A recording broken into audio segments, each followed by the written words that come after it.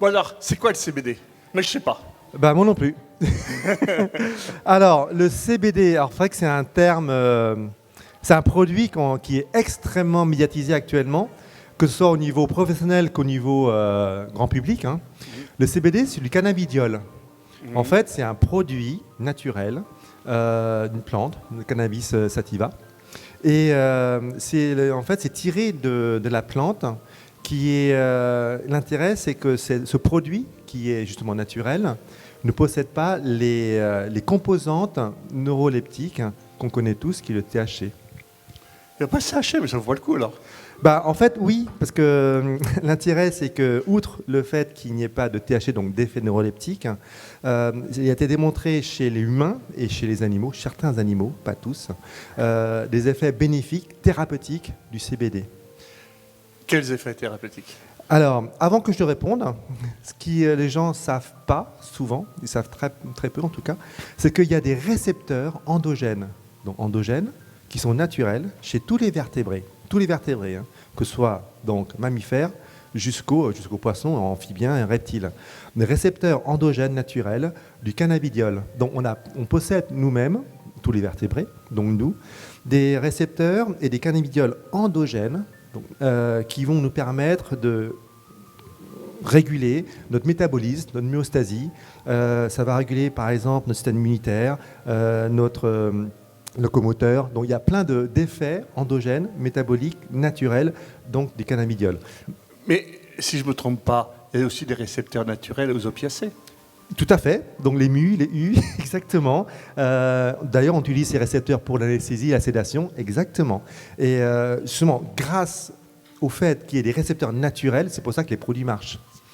Maintenant, pour répondre à ta question d'avant, les effets bénéfiques. Alors, c'est très important d'être objectif, pragmatique et purement scientifique dans nos propos sur le CBD, qui est encore une fois extrêmement médiatisé, qu'on vous en vendait, vous en trouvez partout en fait. Il y en avait une dizaine à Animal Expo. Par exemple, ouais.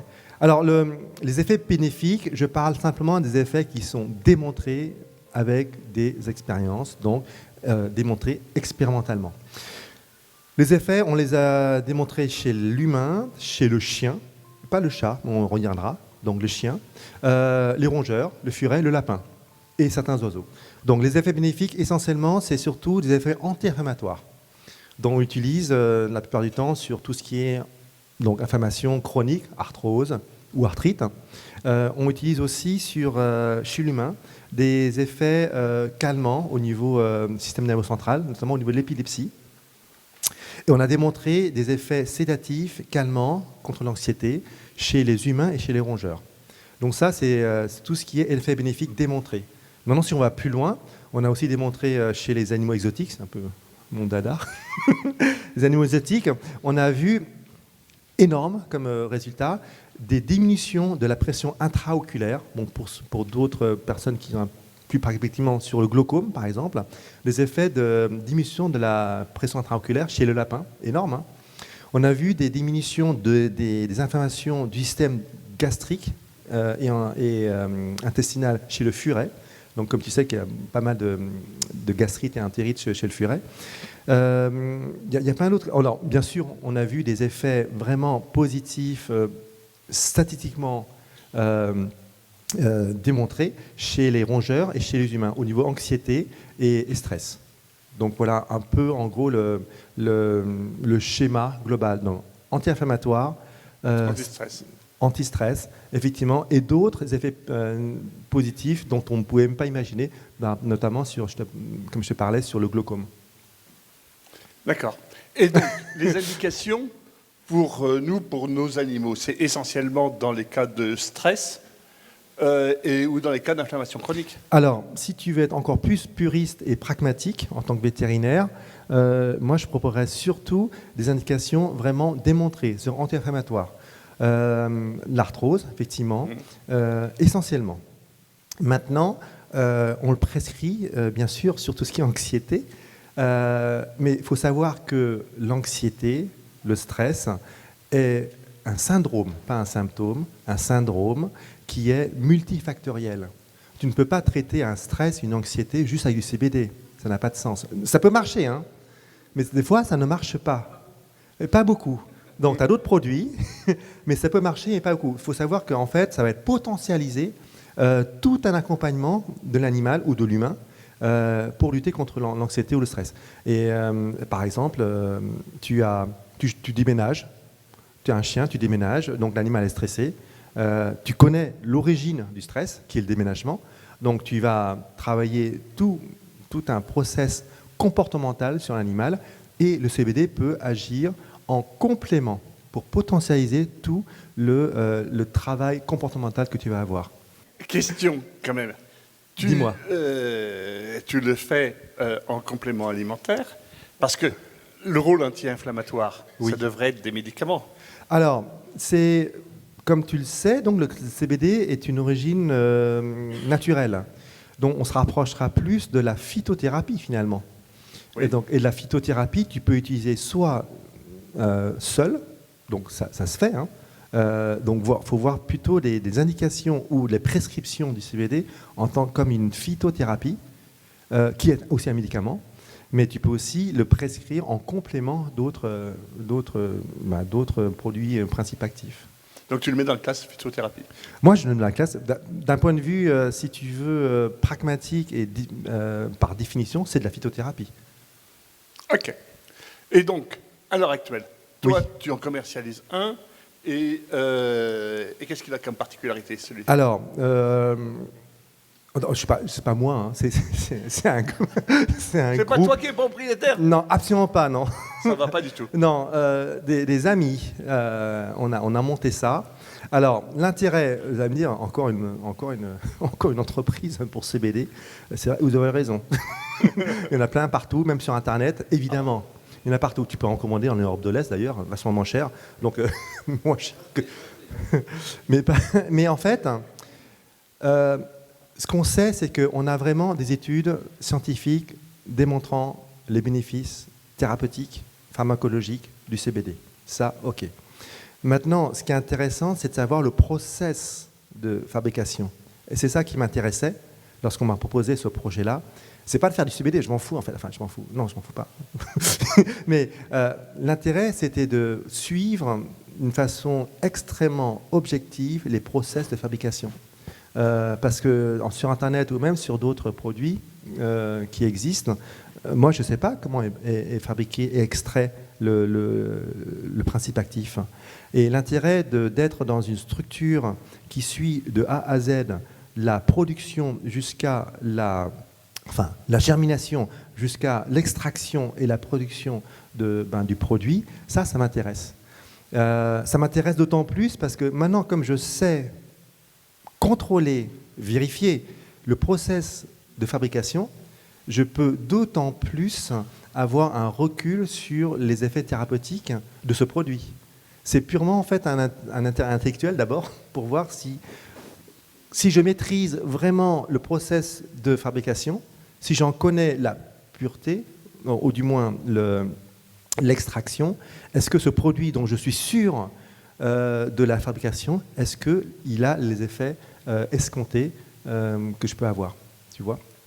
Et là, après, il y a plusieurs modes d'action. Donc, il y a les choses faciles, c'est-à-dire que je sais que ça a marché au niveau anti-inflammatoire. C'est démontré. Maintenant, vous allez voir que le CBD est aussi prescrit chez les chats. Vous avez vu que c'est aussi prescrit chez les chats. Et pourtant, je vous ai dit, au tout début, si vous avez suivi, que les seules expériences, résultats expérimentaux n'ont été découverts, ou du moins travaillés, que chez le chien, l'humain, les rongeurs, le furet, l'agomorphe, donc le lapin, et les oiseaux. Les oiseaux, ça ne marche pas, par exemple. Donc, alors pourquoi ça ne marche pas? C'est parce que l'étude pharmacologique qui a été faite, il n'y en a pas beaucoup, hein. Il y en a 2-3, c'est surtout les Américains et les Anglais qui travaillent là-dessus. Ils ont travaillé sur les psyacidés donc perroquets.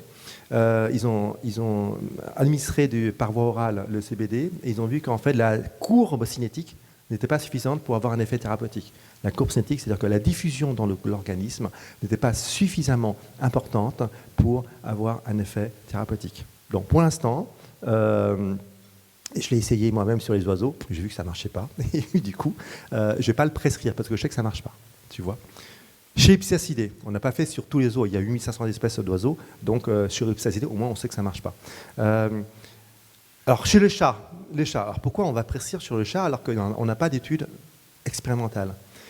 On a des retours empiriques. Vous savez, en médecine, lorsqu'on a une pratique thérapeutique, on peut avoir plusieurs voies d'inspiration. Je parle d'inspiration, c'est plutôt de recul. On a un recul expérimental, donc bien démontré, avec une science dure, avec des protocoles, matériels et méthodes, et résultats. Et donc, on sait statistiquement que ce produit va marcher. On a une autre voie, qui est ce qu'on appelle la voie empirique, où on a des retours de terrain sur l'utilisation d'un produit dont on a vu, on a constaté d'un point de vue clinique que ce produit apportait des effets bénéfiques. Vous avez vu la différence? On a d'un côté l'expérimentation, de côté le retour empirique, donc de terrain. Et on sait que c'est aussi important. Et on a vu chez les chats, par exemple, moi j'ai vu personnellement chez les chats, que lorsqu'on administre du CBD, par exemple sur des gingivites, vous savez, les gingivites, ce sont des pathologies chez les chats extrêmement fréquentes, donc une inflammation au niveau des gencives. Alors, moi je les traite avec des anti-inflammatoires, je les traite aussi avec du laser, et j'ai vu qu'avec le CBD, le délai de guérison était amoindri. Alors ça, c'est mon expérience, vous voyez, ça, ce sont des retours de terrain.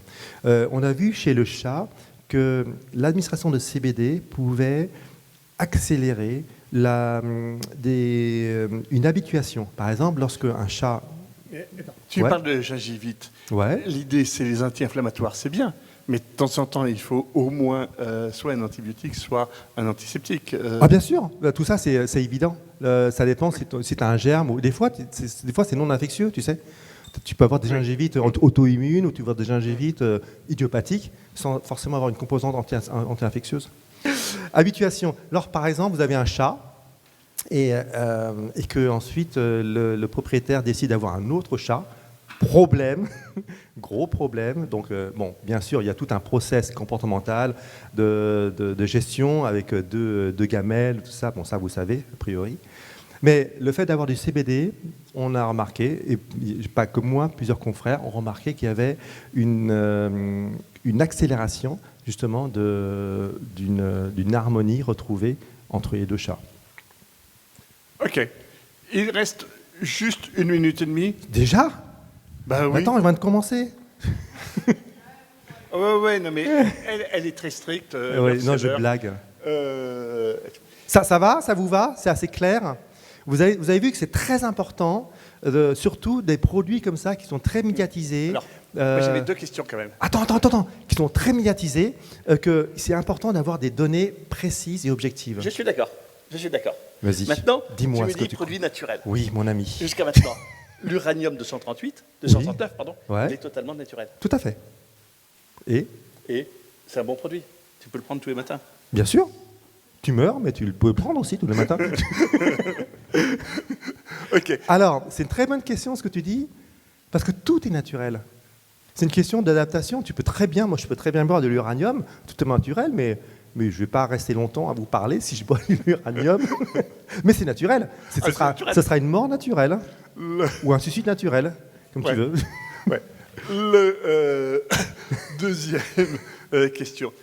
Toi, ce que tu garantis, c'est une pureté de ta molécule par rapport aux autres produits. Alors, moi, j'ai garanti juste une chose, c'est que je contrôle le process de fabrication. Oui, donc je ne dis pas qu'on est meilleur. Je suis vachement commercial, moi. Je ne suis pas meilleur que tout le monde, loin de là. Mais par contre, je contrôle. Voilà. Tu sais, au final, quelle est la composition exacte de ton produit. C'est ça qui m'intéresse. Ce qui est reproché souvent à la phytothérapie et tout ce qui est produit, c'est ce manque de la capacité d'avoir un produit qui soit homogène. Oui, en fait, encore une fois, je suis très pragmatique. Moi, ce qui m'intéresse, c'est le matériel et les méthodes. Matériel et méthode, là, je suis sûr de mon matériel. Le reste, les autres sont peut-être aussi purs, hein. D'ailleurs, vous pouvez aussi chez les autres, il n'y a pas de souci. On n'est pas là pour vendre un truc. L'intérêt, c'est vraiment une démarche scientifique où je suis sûr du produit. Et ce qui m'intéresse, c'est avec un produit dont je connais exactement le process de fabrication, est-ce qu'il va avoir les effets qui sont décrits en fait. Et d'ailleurs, on a comme projet de monter une appli où justement on aura des données pas simplement qualitatives, mais aussi quantitatives pour avoir des statistiques. Est-ce que ce produit dont on est sûr de la fabrication, hein, je ne dis pas qu'on est plus pur que les autres, ce serait complètement stupide, voire même insensé de dire ça, mais est-ce que Plus homogène. dont je connais la process de fabrication. Ah oui, mais attends, tu vérifies ou tu vérifies pas là, parce que la plante peut varier. Évidemment, mais là on a des experts pour ça. Moi je suis sûr des experts qui vont fabriquer le produit, et à ce moment-là, je sais le produit qui est à la fin en fait. Tu vois ? D'accord. Et en plus, ce qui est intéressant, c'est qu'on connaît les additifs, tu sais bien, les adjuvants qui sont aussi importants que le principe actif lui-même. On va choisir des additifs, soit en fonction du complément alimentaire. J'ai rien entendu. T'as entendu toi ? Ouais. Qu'est-ce que t'as entendu ? C'est le tram. Je savais pas qu'il y avait un tram qui passait par là. C'est moi. Et je sais plus ce que je voulais dire avec le tram qui est passé là. Alors là, ça c'est pas le tram, c'est la vache. Alors ça n'a pas été démontré chez les ruminants par contre, c'est intéressant. Et donc voilà. Ok, c'est bon, vous avez des questions ? On a 30 secondes. Claude, tu as une question, Claude ? Bah justement, ça n'a pas été démontré ni chez les équidés, enfin les ruminants, enfin les grands animaux. Pas à connaissance en tout cas. Donc je ne pourrais pas vous dire qu'il faut en mettre chez le cheval, puisque je ne sais rien, je ne sais pas de ça. Merci beaucoup, c'était très intéressant. Merci, avec plaisir. Est-ce que vous avez des données sur l'accoutumance, la dépendance ? Est-ce que vous nous parlez d'effets bénéfiques ? Oui. Est-ce que vous avez des données sur des potentiels ? Bien sûr, on a des effets sur l'accoutumance. Il n'y a pas d'accoutumance. Ouais. En général, on peut arrêter directement. Il y a pas mal de produits comme ça, sédatifs ou neuroleptiques qu'on peut arrêter. Et le CBD en fait partie.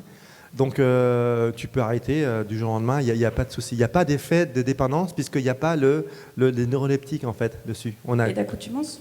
L'accoutumance non plus. Oui, bonjour. Je voudrais témoigner de l'efficacité du CBD contre les miaulements nocturnes des chats. Ah. On a recueilli une chatte très stressée. Elle miaulait toutes les nuits, elle était crevée.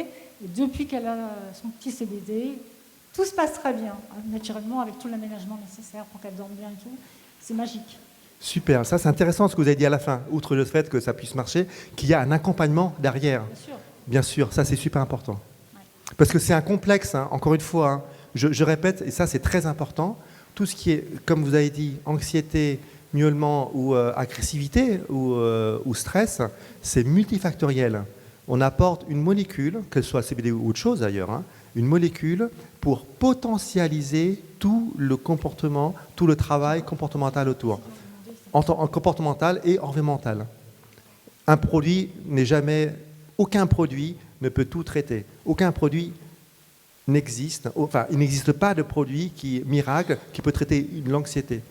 On va cacher les symptômes, mais on ne traite pas. Ce que vous avez fait, c'est très bien, vous avez ménagé et vous avez potentialisé avec le CBD. Exactement, très bien. Vous nous donnerez le nom du produit quand même, quelque part, même en catimini, ou ça peut être intéressant pour oui, bien sûr.